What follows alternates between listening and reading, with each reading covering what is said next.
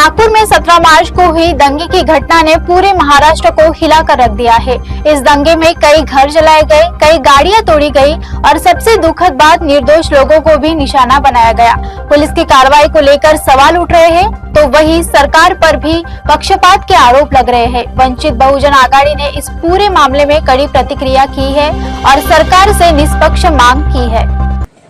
माननीय श्रद्धेय बाला साहेब आंबेडकर और हमारे शहर अध्यक्ष माननीय रविभाऊ शेंडे, रविभाऊ आज यहाँ पे उपस्थित नहीं है क्योंकि वो कई काम से अटके हुए हैं, इसीलिए उन्होंने जवाबदारी जो है ये हमको दी है इस प्रेस कॉन्फ्रेंस की। अब मुद्दे की बात यह है कि नागपुर को जिस तरीके से कलंकित किया गया, उस वक्त, उस दिन, उस रात में मैं खुद आप पत्रकार बंधुओं के साथ, बहुत सारे लोगों ने मुझे वहां पे देखा, मैं उनके साथ उस दिन ग्राउंड पे था।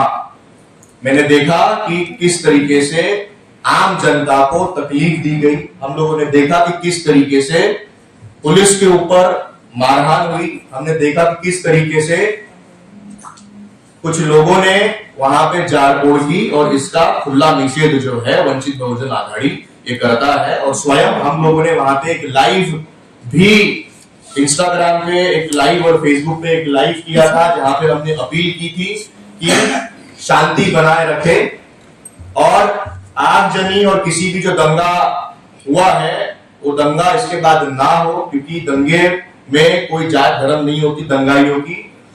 दंगा करने वाला ये देशद्रोही होता है, ये संविधान द्रोही होता है, ये हमको मान के चलना है।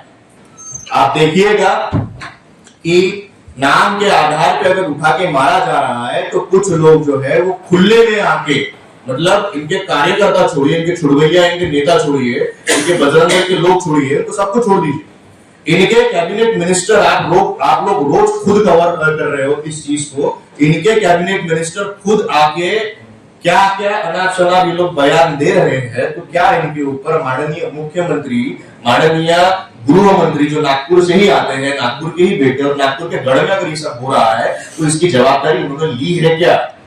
ये हमारा सवाल है उनसे। आप देखिएगा कि कुछ महीनों पहले जब सोमनाथ सूर्यवंशी को जब कस्टोडियल डेथ में जब उसको मारा गया, कस्टडी में लेके जब उसको मारा गया, तब छाती ठोक के हमारे माननीय मुख्यमंत्री ने कहा कि उसकी जो मृत्यु हुई है वो दंगा की वजह से हुई है। और अभी जो आह्वान हमारे पास आया, माननीय श्रद्धेय बाला साहेब आंबेडकर, ये एक इकलौते व्यक्ति थे जिन्होंने संविधान का मार्ग अपना के अब वो एक न्यायालयीन प्रक्रिया में है। और मुझे ये और सबको ये उनसे आशा है कि सोमनाथ के परिवार को यहाँ पे न्याय मिलेगा।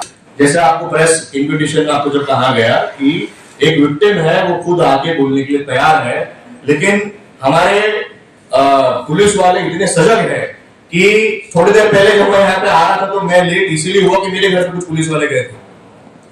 इसका रीजन मेरे को नहीं पता। बिना नोटिस के, बिना संविधान के आप लोग कैसी भी कार्रवाई कर रहे हो। उसके बाद थोड़ी देर पहले मेरे को उसी विक्टिम का कॉल आया और उसने कहा कि सर मुझे खतरा है, मैं आगे नहीं आ सकता।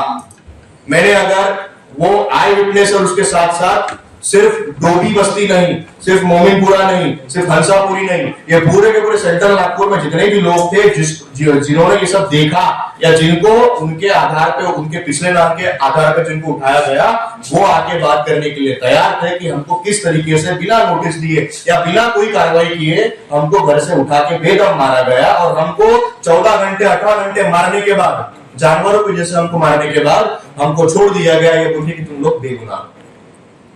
तो ये परिस्थिति आज नागपुर में है कि कोई अपनी आवाज बुलंद करना चाहता है, कोई अपनी कंप्लेंट फाइल करना चाहता है, तो भी वो आगे से आके बात नहीं करना चाहता। हम खुद एक, मतलब इतने बड़े पक्ष के हम छोटे से कार्यकर्ता है, अगर हमारे ऊपर भी प्रेस कॉन्फ्रेंस ये कोई मतलब ये कोई आंदोलन तो है नहीं। यहाँ पे भी अगर आईबी की पुलिस वालों की नजर है तो आप समझिए उस दिन जो दंगा थी उसमें भी आईबी की और पुलिस वालों की नजर थी।